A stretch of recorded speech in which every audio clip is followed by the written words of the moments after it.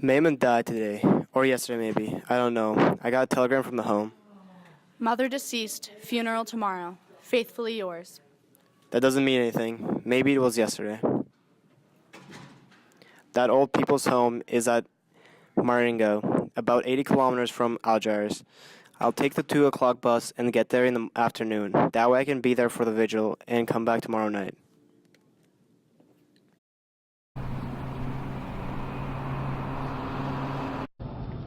Bonjour, monsieur. My mother recently passed away, so I'll need the next 2 days off to attend the funeral. If you must, Monsieur Merceau, but I am not happy about you working less hours. It's not my fault. I shouldn't have said that. After all, I didn't have anything to apologize for. He's the one who should have offered his condolences, but he probably will day after tomorrow, when he sees I'm mourning. For now, it's almost as if Mayman weren't dead. After the funeral, though, the case will be closed and everything will have a more official feel to it. Bonjour, Merceau. How are you today? I'm okay. Also, I don't have much time because I have to catch the 2 o'clock bus. I'm heading to my mother's funeral. Oh, Merceau, I'm very sorry for your loss. You only have one mother.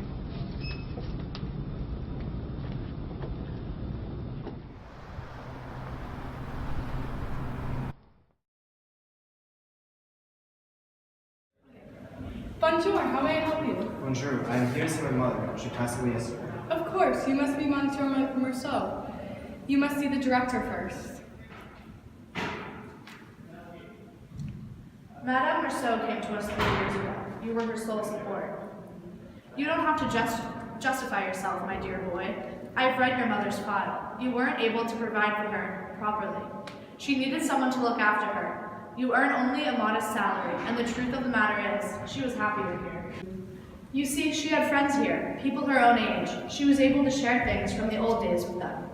You're young, and it must have been hard for her with you. I suppose you'd like to see your mother? We've moved her to our little mortuary, so as not to upset the others. Whenever one of the residents dies, the others are on edge for the next 2 or 3 days, and it makes it difficult to care for them. I'll leave you now, Merceau. If you need me for anything, I'll be in my office. As it is usually the case, the funeral is set for 10 o'clock in the morning. This way, you'll be able to keep the vigil over the departed. One last thing. It seems your mother often expressed to her friends her desire for a religious burial. I've taken the liberty of making the necessary arrangements, but I wanted to let you know. Thank you, sir. We put the cover on, but I'm supposed to unscrew the casket so you can see her. No. You don't want to? No. Why not? I don't know. I understand. Would you like a chair? Can I bring you a cup of coffee with milk? Yes, thank you. Cigarette? You know, your mother's friends will be coming to the vigil too. It's customary. I have to go get some chairs and some black coffee. Could you turn off one of the lights?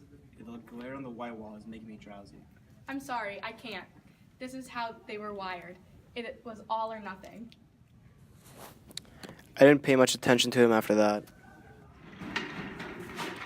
That's when Mayman's friends came in. There were about 10 in all, and they floated into the building light without a sound.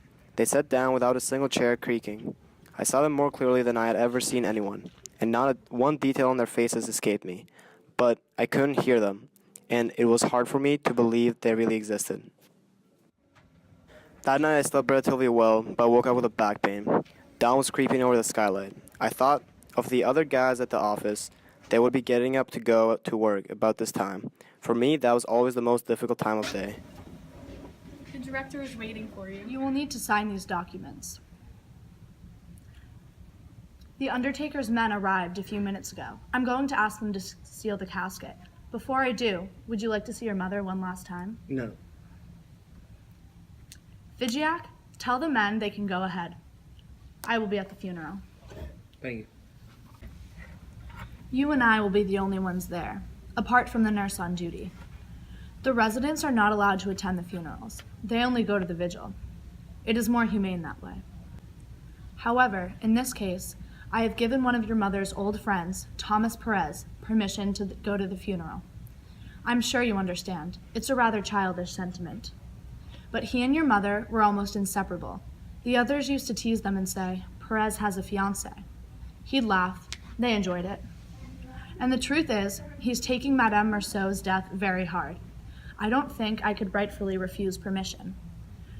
But on the advice of our visiting physician, I did not allow him to keep the vigil last night.